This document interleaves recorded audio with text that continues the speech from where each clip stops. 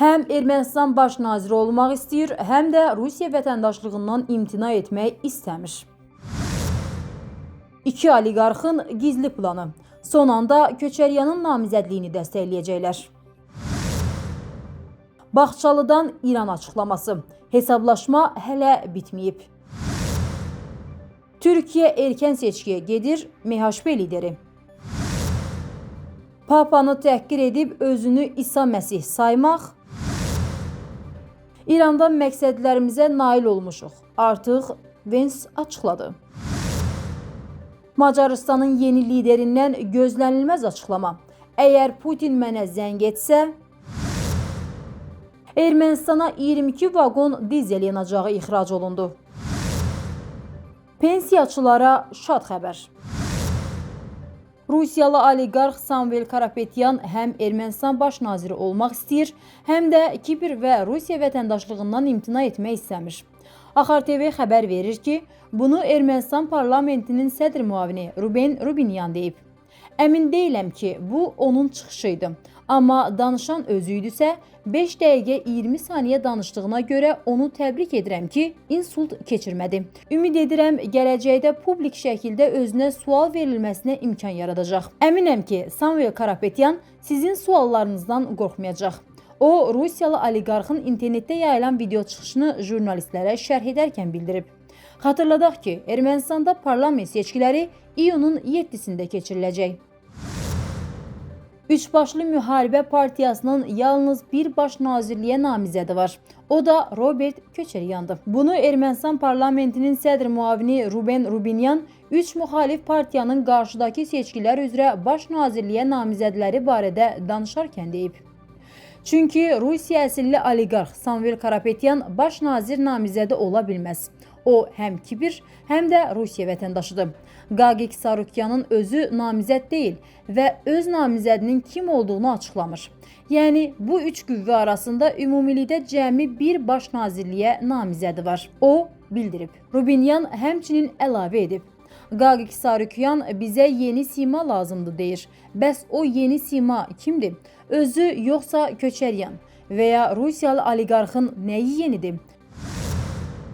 Birləşmiş Millətlər Təşkilatı Baş katibi Antonio Guterresin rəhbərliyi ilə Amerika Birləşmiş Ştatları, Rusiya, Çin, Türkiyə və Avropa İttifaqının iştirakı ilə Dünya Sülh Şurasının yaradılması tarixi zərurətdir. Axar TV xəbər verir ki, bunu Türkiyənin Milliyyətçi Hərəkat Partiyasının sədri Dövlət Bağçalı partiyasının parlament fraksiyasının iclasından sonra jurnalistlərə deyib. MHP lideri Amerika Birləşmiş Ştatları və İran arasındakı müvəqqəti atəşkəsi şərh edərkən müharibənin davam edəcəyini bildirib. Trumpın Hörmüz boğazının açılması şərti ilə 2 həftəlik atəşkəsi qəbul etdiklərini deməsi, eyni zamanda müharibə hədəflərinə çatıldığını elan etməsi, böhranın artıq masaya daşındığını göstərir.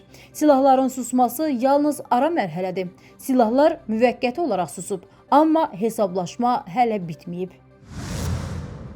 Türkiyənin Milliyyətçi Hərəkat Partiyasının sədri Dövlət Bağçalı Cümhuriyyət Xalq Partiyasının aralıq seçki tələbinə cavab verib.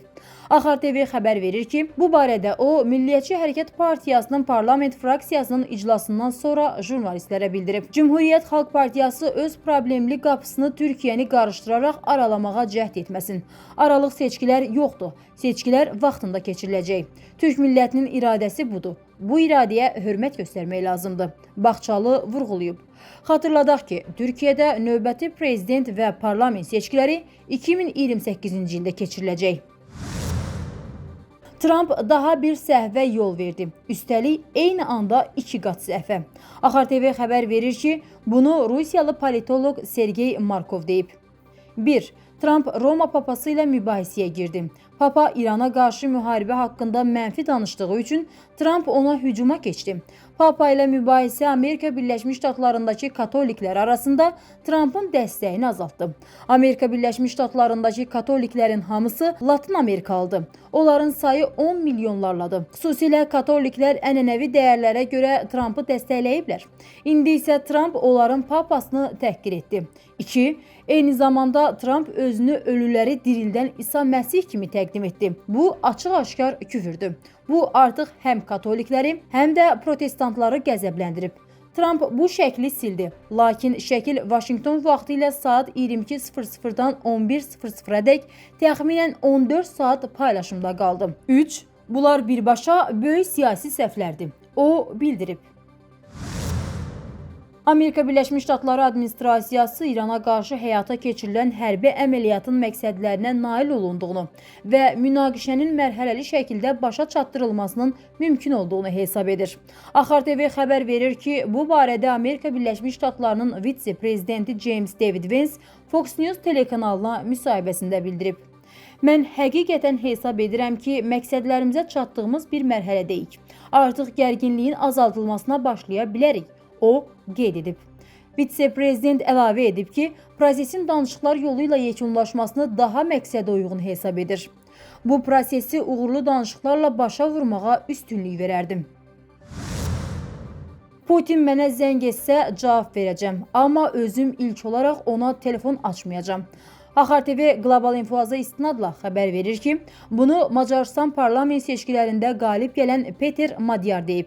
O bildirib ki, Rusiya prezidenti Vladimir Putinin zənginə cavab vermək niyyətindədir. Həmçinin münasibətləri yaxşılaşdırmaq üçün Ukrayna lideri Volodymyr Zelenski ilə də görüşmək niyyətindəyəm, deyə Madyar vurğulayıb.